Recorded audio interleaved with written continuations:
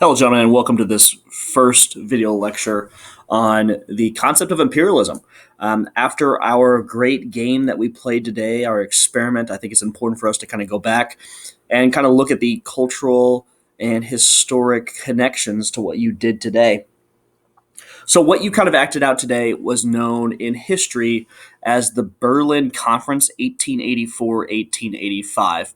This was one of the first major events of a concept known as imperialism. Now, this definition up here that you see is our definition of imperialism here. Right here. The process of one ethnic group ruling over, controlling, and exploiting another ethnic group. Who are the main perpetrators of such an idea? Europeans, the people that we've studied for the most part this semester. They're going to actually spread their ideas of their Western European ideas to places like Africa, Asia, the Middle East, and the Pacific. So what you guys acted out today was the Berlin Conference 1884-1885. In that meeting, all the European leaders got together and decided to get out a map of Africa and divide up Africa amongst themselves. It was very much like a kind of a NFL draft style in which stronger countries got to pick first, and then after that, the weaker ones did. The big kind of reason for this meeting was because all of a sudden all the Europeans were capable of infiltrating Africa and taking the land, and they wanted to prevent war from occurring on the African continent between all the European powers. So when they met together, they drafted, and then from there, they went back and told their leaders, and then those leaders went about conquering the entire continent. The main problem or concern with this meeting, besides its just complete lack of regard, is the fact that no African nations were invited to the meeting. No leaders, no tribes were invited to partake. In the end, all these nationalistic leaders, like here, for instance, in this image over here is Otto von Bismarck.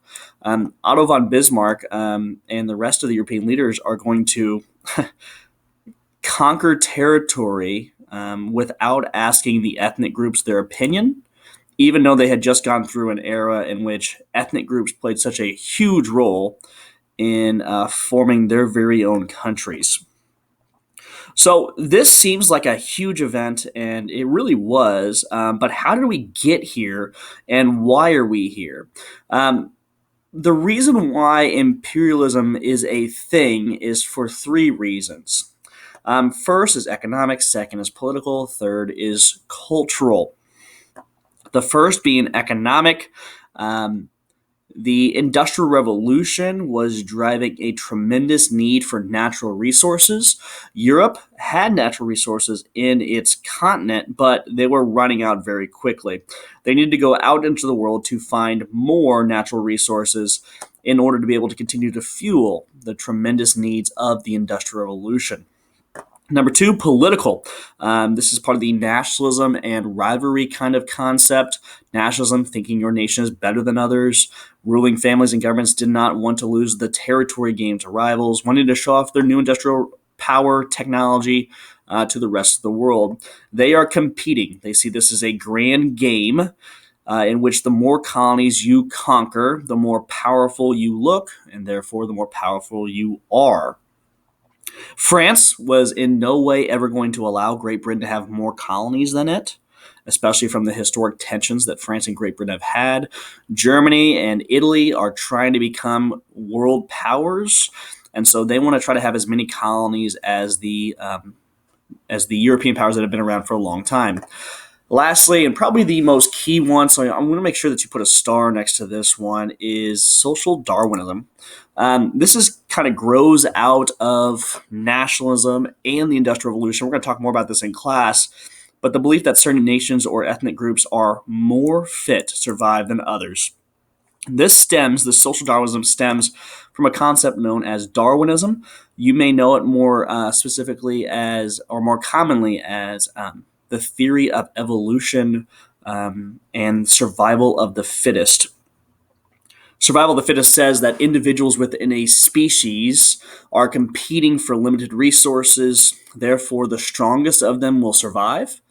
Therefore, the species itself will get stronger over time.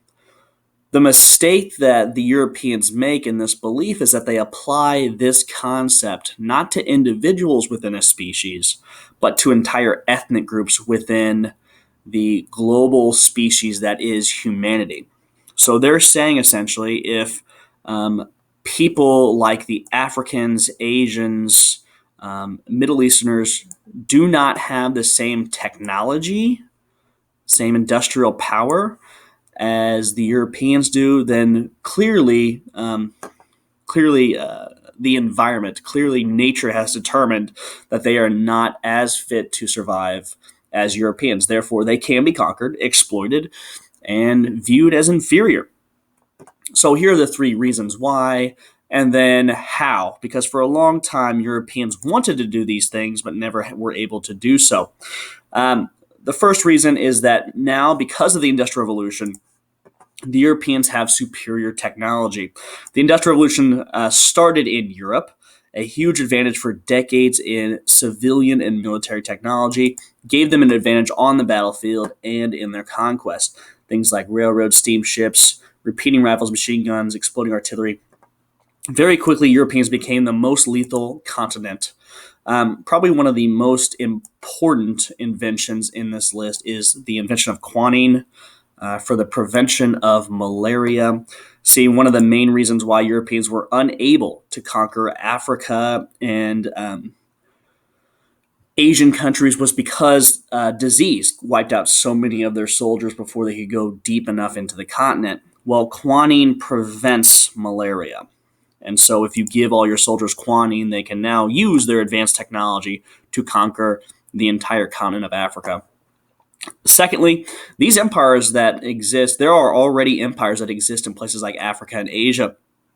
However, due to nationalism forces finally making their way to those two continents, these African nations like Ethiopia, Mali, China, Japan, they're all going to start falling apart. India, they're going to start falling apart, allowing Europeans to find little cracks and then to exploit those cracks and eventually take over the entire area that was once a grand empire.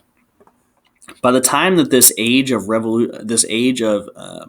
imperialism is at its peak, we're looking at approximately 1910, and Europeans control 3/4 of the world's landmass. That's pretty amazing for one of the world's smallest continents. We'll explore this concept a lot more with specific examples in India, China, Japan, and even the United States in the coming days, but I hope that this is a clear kind of introduction to the major concept of imperialism. Some things that you want to make sure you put a star next to: the Berlin Conference, very key moment in history. Make sure that you put a star next to social Darwinism as a key component, and make sure that you put a star next to quinine as one of the main technologies that allowed for imperialism.